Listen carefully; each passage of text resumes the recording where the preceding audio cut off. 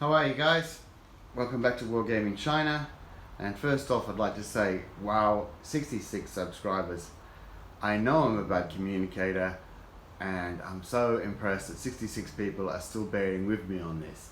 Well guys, I'm going to keep it up, and today's presentation, I'm going to platform my knowledge of the 37mm anti-tank gun M1930 of Soviet production.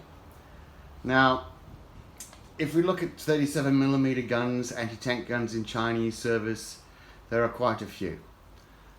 But there are 4 Rheinmetall 37mm designs in service. Now, that comes from Kang Zhang by Li Lin Ness and Ben Shi.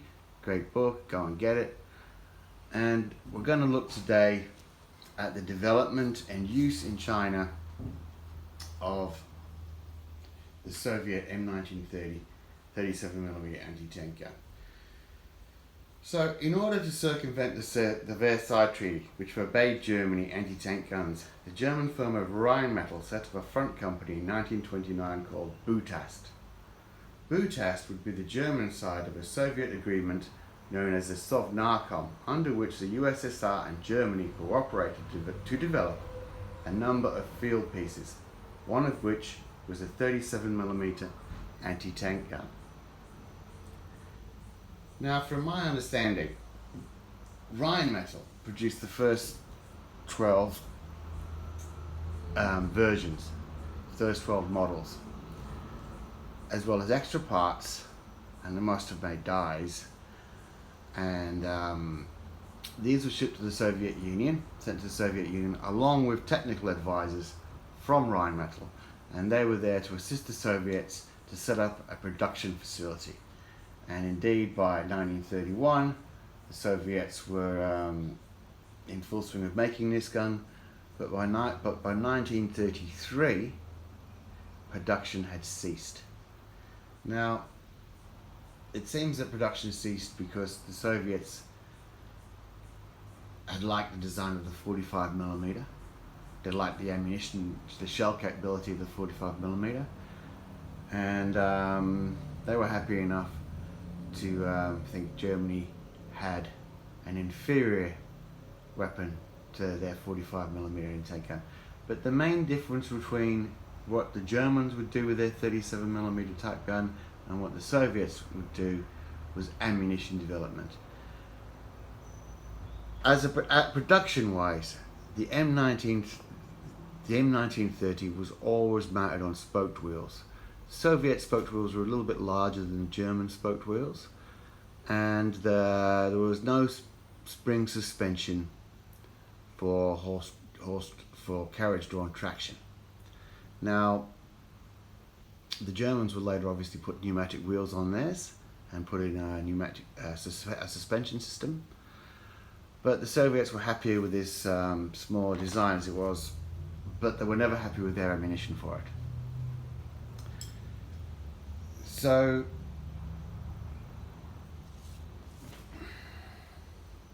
other than the suspension system with the ammo, there's really not much difference between the M1930 and the PEC 3536. As I said, the Soviets built just over 500 of them, and these seem to have passed been very quickly passed to training units and to second line units such as border forces and security. Now, as far as China receiving these guns, there's a little bit of conflict. Now, some of what I'm saying comes from Kang Zhang by Li Lin Ness and Ben Shi, an excellent book. Now, that book talks about them arriving, the M1937mm Soviet gun arriving post 41 to 45 in numbers of over 100, and that is undisputable, that's true.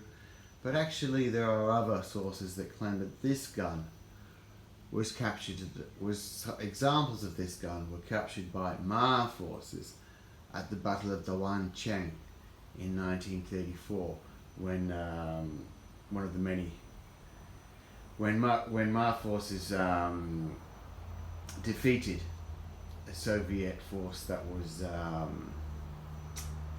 had been encroaching into Chinese territory.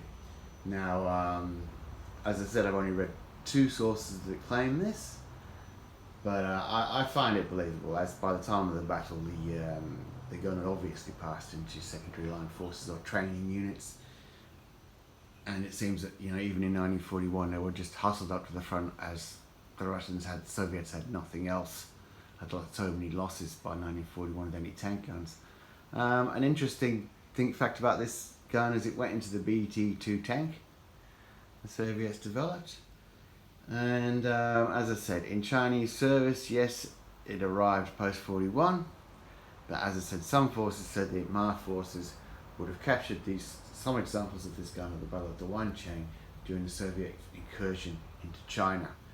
Now, I will be doing some looking at the other guns as time goes by, but right now that was just a quick one, because I'm trying to do 2 a month, but with work commitments that's pretty hard, so I will try to keep it up.